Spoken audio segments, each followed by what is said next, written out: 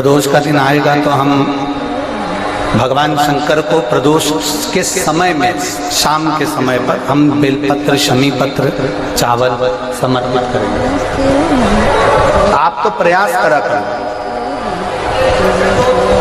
कभी अगर मौका मिल जाए तो प्रदोष काल में, प्रदोष के समय पर एकांतेश्वर शिवलिंग मिल जाए, कहीं एकांत में कोई शंकर भगवान का शिवलिंग मिल जाए, एक बेलपत्र लो, उसके ऊपर एक शमी पत्र रख लो, एक चावल का दाना रख लो, अपने मन की बात बाबा से कहकर श्री शिवाय नमस्तुभ्यं बोलकर शंकर भगवान की अशोक सुंदरी वाली जगह पर स्पर्श कराकर वही शमी पत्र, वही अक्षत का दाना, वही बेलपत्र शंकर भगवान के शिवलिंग पर उसको समर्पित कर दो। समर्पित करते समय ये जो डंडी का मुख है, ये जहाँ जलाधारी होती है, पानी बहता है,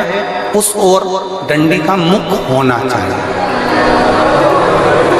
जिधर पानी बह रहा है उधर से करो।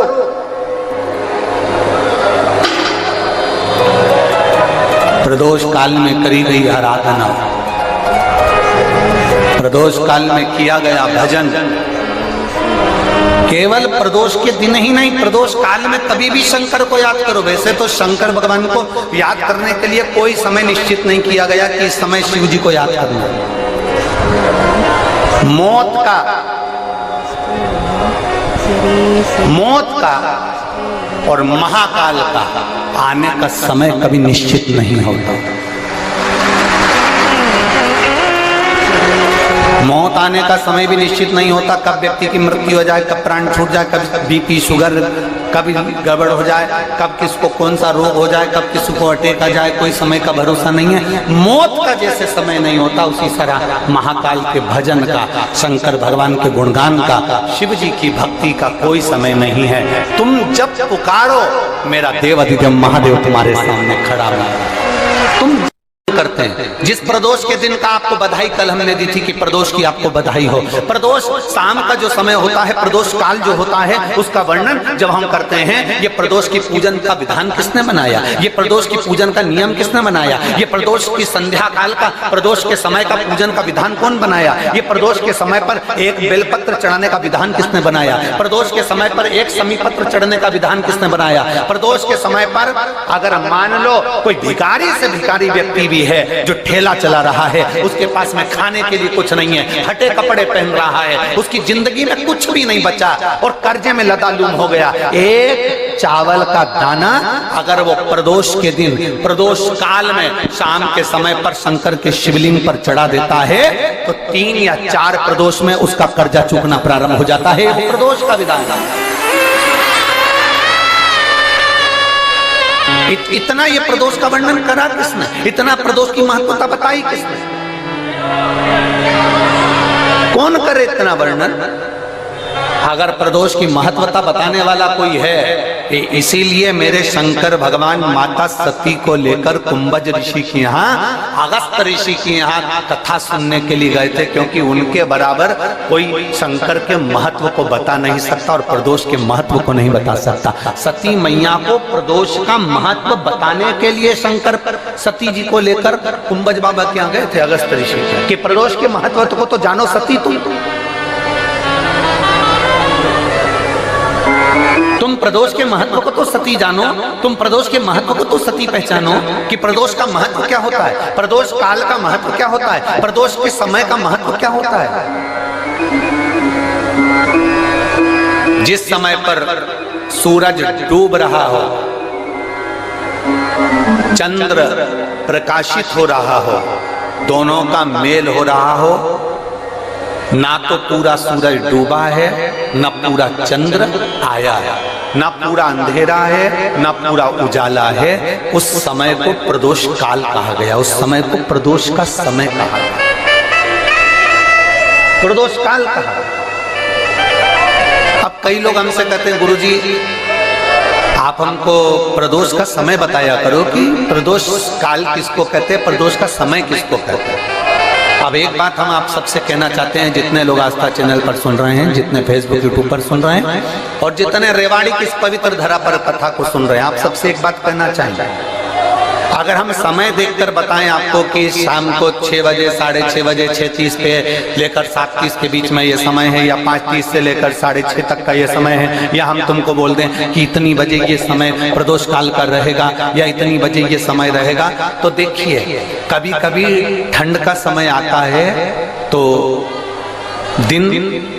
जल्दी ढल जाता है, कभी कभी गर्मी का समय रहता है तो दिन बहुत लेट ढलता है। इसलिए समय की गणना से मत चलो, आप तो ये अंदाजा लगा कर रखो कि दिन ढल रहा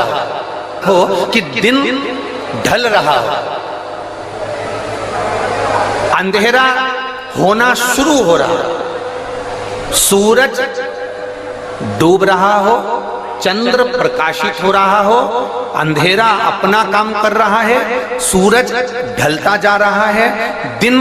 कम होते चले जा रहा है और अंधेरा थोड़ा बढ़ते चले जा रहा है। इन दोनों का जो मिलन का समय हो, अब वो कितनी भी बजे, आप तो बस उसके मिलन का समय निकाल लो, वही समय प्रदोष काल कहलाता है, वही समय प्रदोष काल। जब प्रदोष पड़े,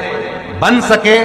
1 बेलपत्र, बन सके 5 बेलपत्र, शमी पत्र, हरे मूंग, कलश के अंदर थोड़ा सा पानी लेकर 1 बेलपत्र, हरा मूंग, शमी पत्र डालकर और उसमें थोड़ा सा गुड़ डालकर भगवान शिव का स्मरण कर कर प्रदोष काल में, मान लो कोई काम आपका बहुत जरूरी है, बहुत दिनों से अब थक गए हैं, नहीं हो रहा, कर्जा बढ़ रहा है, धन नहीं आ रहा, व्यापार नहीं चढ़ रहा, या कोई समस्या बहुत प्रबल है, कोई एग्जाम में बैठ रहे हो नहीं हो रहा, परीक्षा भी दे दी है, रिजल्ट आने ही वाला है, तो भी प्रदोष काल में, प्रदोष के समय वो जल, मूंग, शमी पत्र और बेलपत्र और गुड़ का शंकर के शिवलिंग को समर्पित करना प्रारंभ कर दो। 2 या 3 प्रदोष करोगे, बाबा आपकी मनोकामना शीघ्र पूर्ण कर देगा। 2 या 3 करो। कभी जीवन में आपको लग रहा हो कि मैंने 2-3 व्यापार करके देख लिए और घाटे ही घाटा हो रहा है, इसमें मुझे तरक्की नहीं मिल रही है, इसमें मुझे उन्नति नहीं मिल रही है, या कर्जा बढ़ रहा है, घट नहीं रहा और बहुत कर्जा बढ़ रहा है, तब एक प्रयोग जरूर करिएगा। प्रदोष के दिन एक धतूरा भगवान शंकर के शिवलिंग के ऊपर रख दीजिए। जब तुम्हें लगे कि मैंने 2-3 व्यापार बदल कर देख लिए, चल नहीं रहे या कर्जा बढ़ रहा है, घट नहीं रहा, तब एक धतूरा भगवान शंकर के ऊपर रख दीजिए। धतूरा रखने का एक नियम होता है, धतूरे की जो डंडी होती है, देखिए छोटी सी डंडी होती है धतूरे में, वो डंडी धतूरे की आप जहां बैठे हो उससे विपरीत होना चाहिए। धतूरे की डंडी आप इधर बैठे हो तो धतूरे की डंडी उधर।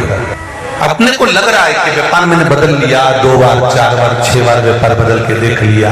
और कर्जा बढ़ रहा है, पर व्यापार भी नहीं चल रहा, फैक्ट्री डाली वो भी चल बंद हो गई, दुकान डाली वो भी बंद हो गई, कुछ काम करा वो भी बंद हो गया, जहां संबंध के लिए जाते हैं संबंध नहीं होता है, बेटा बेटी बड़े हो गए उनका कहीं जम नहीं रहा, बहुत प्रयास करके देख लिया पर हो नहीं रहा, तो प्रदोष के दिन धतूरे को रखिए पर डंडी विपरीत दिशा की ओर हो और 1 लोटा जल धीरे धीरे उसी धतूरे के ऊपर आप चढ़ाना प्रारंभ कर दीजिए जो शिवलिंग के ऊपर रखा हो।